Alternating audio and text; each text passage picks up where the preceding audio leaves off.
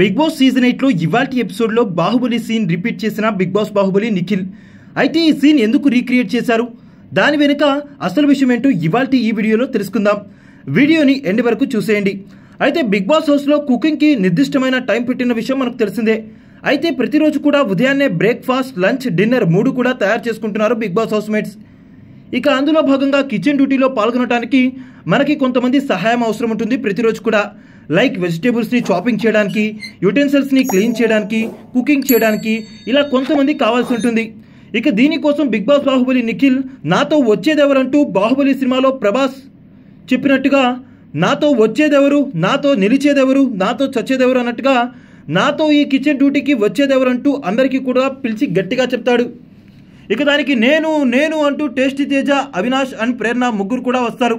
ఇక టేస్టీ తేజ అయితే ప్రేరణ రాదు, కానీ పనిష్మెంట్ ఏమన్నా ఇవ్వాలంటే చెప్పండి, నేను అంటూ వస్తుంది అంటాడు టేస్టీ తేజ. ఇక ప్రేరణ టేస్టీ తేజకి, తేజ ఆట పట్టించొద్దు, చాలు వెళ్ళి వర్క్లో జాయిన్ అవ్వు అంటుంది ప్రేరణ.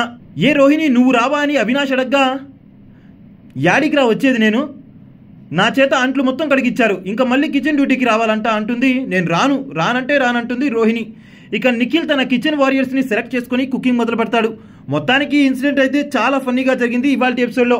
ఇక నిఖిల్ ఇలాగా బాహుబలి సినిమాని రీక్రియేట్ చేయడం పట్ల మీ అభిప్రాయం ఏంటో కామెంట్ చేసేయండి.